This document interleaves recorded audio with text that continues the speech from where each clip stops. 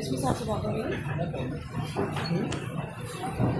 बात करेंगे एसपी साहब से। बोलिए। डॉक्टर पल्लवी पटेल से राठू। डॉक्टर पल्लवी पटेल विधायक से राठू, एसपी साहब से बात कराइए।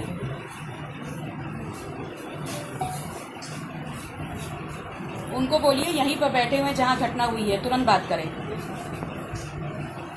जगदीश पट्टी, लाइन बाजार।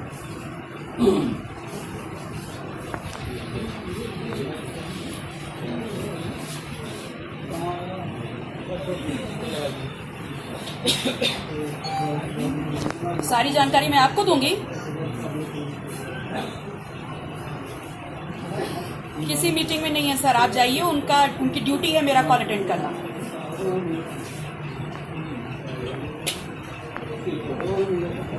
जाइए, बताइए, कॉल बैक करवाइए। जा रहा है कि अधिकारी इतनी ज्यादा मीटिंग्स में बिजी रहते हैं जिसका आउटकम जनता को नहीं दिख रहा। और इस सरकार में जो प्रशासन है और जो बेसिकली पुलिस है वो इतनी ज्यादा बेलगाम हो चुकी है कि भारतीय जनता पार्टी की सरकार में जो हर तरफ सावन दिखाई दे रहा है ना, उसमें इस सूबे के हर जनपद में, हर गली में बहुत ही ज्यादा सामंती सोच वाले छुटभइये जो भू माफिया हैं वो कुकुर मुत्ते की तरह उग गए हैं।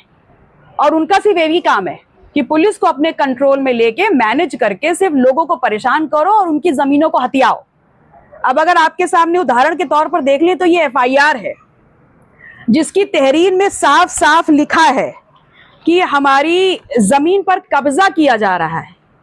और मेरे बगल में जो बैठे हैं इनके शरीर पर चोटें हैं, स्टिचेस आई हैं, लेकिन जो एफआईआर दर्ज हुई है वो इसलिए दर्ज हुई है कि मामूली चोटें हैं और अशांति भंग ना हो, इसलिए एफआईआर दर्ज करी गई है। इसमें बीएनएस की धारा 329 कहां है, जिसकी जमीन पे कब्जा हो रहा है, जिसने तहरीर दी है और अपनी साफ क्लियरली मेंशन किया है कि जमीन पे कब्जा है, उसके परिवार को मारा गया है, सर पे स्टिचेस आती हैं, तो 117, 118 कहां है, 329 कहां है? और सबसे बड़ी बात, जवाबदेही किसकी है? यहां पर किसी की जमीन कब्जा की जाती है और एसओ खड़े होकर बोलता है कि एसडीएम साहब के ऑर्डर पर हो रहा है, और एसडीएम साहब बोल रहे हैं कि मैं हाई कोर्ट में था इसलिए मेरा फोन नहीं उठ रहा था। वो ऑर्डर कहां है? वो कौन सा ऑर्डर है जो किसी भी व्यक्ति को अपनी जमीन पर या दूसरे की जमीन पर दीवार खड़ी करने की परमिशन देता है? सामने जो एक परिवार रह रहा है उसको मार करके, उसको बुरी तरह आहत करके, कौन सा ऑर्डर है एसडीएम का? ऑब्जेक्शन क्या था इस परिवार का कि आपकी जो जमीन है उस पे आप अपनी चार दीवारी बनाइए, लेकिन हमारी जमीन पे कब्जा मत करिए। और अगर जमीन पे कब्जा उन्होंने किया है तो निश्चित तौर पर ये जो चौकी, ये जो थाने में लोग बैठे हैं ना, जो इन कुकुर मुत्तों को बड़ा होने में मदद कर रहे हैं, इनको जवाबदेही होगी, इनको जवाब देना पड़ेगा। इतनी आसानी से ये कमेरा समाज की जमीन, घर, उनकी इज्जत, उनके सामान पे कब्जा नहीं कर सकते। कागज पे तो ऑल इज वेल बता रहे हैं। नहीं, ऑल इज वेल तो पूरी सरकार उत्तर प्रदेश में बता रही है। अगर ऑल इज वेल एवरीवेयर है, then where is the well? Let me know that, because whenever people are calling the administration, they are simply saying that we are into meeting. What kind of meeting you are having? और आप लोग के माध्यम से ये भी कहना चाहूंगी, माननीय एसपी महोदय, आपका ये प्रोटोकॉल है और आपकी जिम्मेदारी है कि अगर जनप्रतिनिधि आपको कॉल करे और आप कहीं बिजी हैं तो आप 5 मिनट में रिवर्ट करें।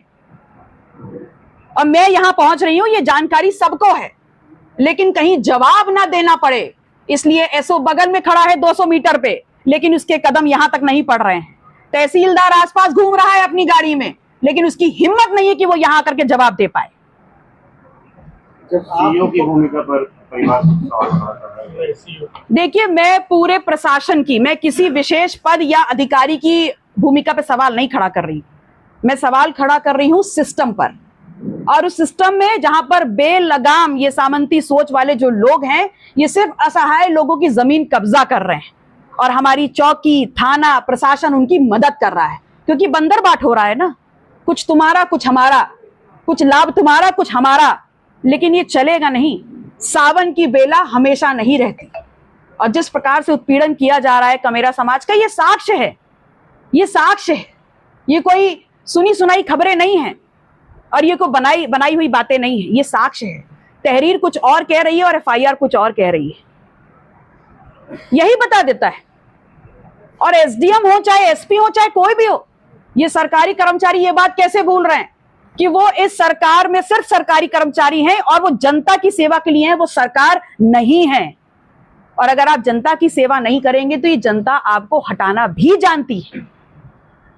मेरा सिर्फ इतना सवाल है कि जब जमीन इनकी और इनकी तहरीर ये है कि इनकी जमीन पे कब्जा हो रहा है तो 329 क्यों नहीं है? अगर आपने तहरीर देने वाले के घर की महिलाओं को 2 घंटा थाने में बैठाला है तो जिनके नाम पे तहरीर है वो आज 72 घंटे के ऊपर हो गए हैं, वो जेल में क्यों नहीं है? जब आपकी बात नहीं पहुंच पा रही प्रशासन तक, ये कहाँ पहुंच पाएंगे? देखिए, मेरी बात तो उनको सुननी पड़ेगी, इतना आसान नहीं है। और मैं जनता का चेहरा हूं। मैं इस बात पे अगर आमादा हो गई कि इसमें न्याय हो तो होगा जरूर, और मुझसे पहले अगर जनता आमादा हो गई तो न्याय जरूर होगा। और इस प्रकरण में भी न्याय हो ये मैं सुनिश्चित जरूर करूंगी, क्योंकि अगर एसपी साहब फोन नहीं उठा सकते तो एसपी साहब का ऑफिस इस क्षेत्र की सीमाओं से बाहर नहीं है। मुझे रास्ता पता है, मैं वहां पहुंच करके अपने सवालों का जवाब उनसे ले सकती हूँ। क्या प्रदेश भर में ऐसी स्थिति हर जगह दिखाई पड़ रही है? कहाँ नहीं है, कहाँ नहीं है? आप लखीमपुर खीरी ले लीजिए राजकुमार मौर्य, आप प्रतापगढ़ ले लीजिए सरोज कुरील, आप बनारस ले लीजिए हेमंत पटेल, आप ललितपुर ले लीजिए जतिन पटेल, आप फतेहपुर ले लीजिए, कहाँ नहीं है? आप सिराथू ले लीजिए लोंदा में पाल समाज की लड़की के साथ, कहाँ नहीं है? ये स्थितियां हर जगह हैं। और इसीलिए मैंने कहा कि भारतीय जनता पार्टी की सरकार में जो सावन हर जगह दिखाई दे रहा है, जिसमें ये कुकुर मुत्ते टाइप के भूमाफिया सामंती सोच के लोग पैदा हो गए हैं, ये इसलिए बहुत बढ़ोतरी पर हैं क्योंकि हमारी पुलिस, हमारे थाना, हमारी चौकियां उनको मदद कर रहे हैं, हमारे तहसीलदार, लेखपाल, एसडीएम उनकी मदद कर रहे हैं। तो जिस तरह दबंगई से लोगों को पीटा गया, निगाह है, तो अराजकता दिख रही है कि आपको जौनपुर में खास करके?